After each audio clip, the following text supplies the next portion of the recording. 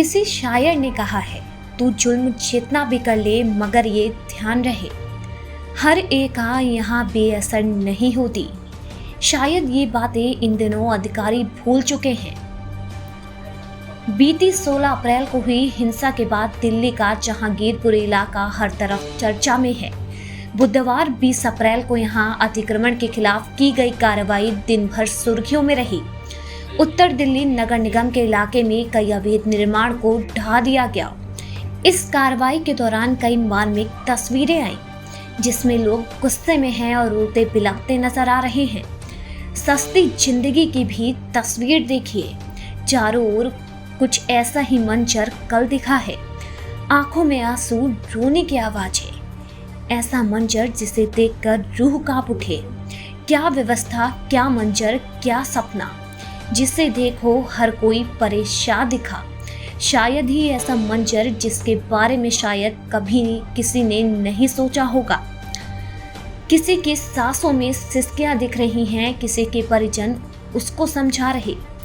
लोगों की उम्मीदों पर ऐसा लग रहा जैसे पानी फेर दिया गया हो।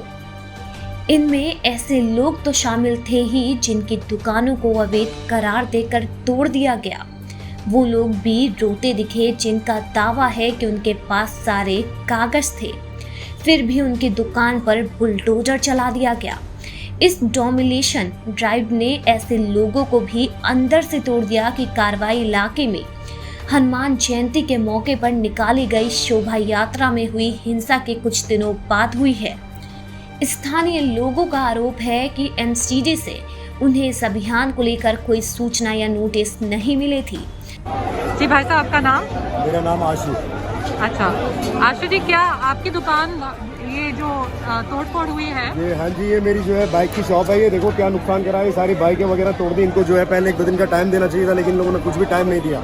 इन लोगों के पास में सुप्रीम कोर्ट का ऑर्डर आ गया है कि ना ही तोड़ा जाए ना ही कुछ करा जाए, 1-2 दिन बाद के बाद देखा जाए। लेकिन इन लोगों ने ना ही सुन के उसके बावजूद भी ये सब तोड़फोड़ मचा दी और मस्जिद का गेट वेट फिर इन लोगों ने हाथ लगा दिया, सारा कुछ तोड़ ताड़ के अलग कर दिया।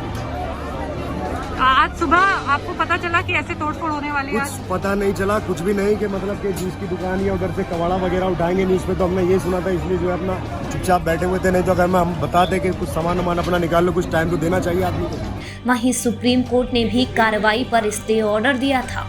हालांकि इसके बावजूद भी एमसीडी का बुलडोजर इलाके के कथित अवैध ढांचों पर चलता रहा। बाद में एमसीडी की तरफ से कहा गया कि सरकारी जमीन पर बने अवैध निर्माण को गिराने के लिए कोई पूर्व नोटिस को जारी करने की जरूरत नहीं है।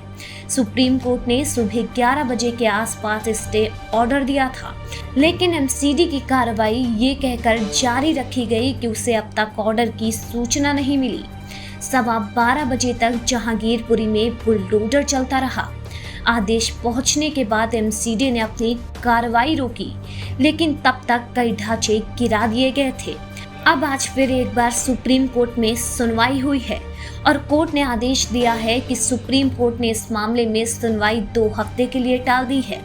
हालांकि तब तक कोर्ट ने यथास्थिति बनाए रखने का आदेश जारी रखा है। कोर्ट ने इस मामले में सभी पक्षों से जवाब भी मांगा है। कोर्ट ने कहा कि सभी लोग एक दूसरे की दलीलों पर जवाब दें। हम सभी याचिकाओं पर नोटिस कर रहे हैं। कोर्ट ने कहा कि हमारे आदेश के बाद भी कार्रवाई चलती रही तो हम इसे भी गंभीरता से लेते हैं।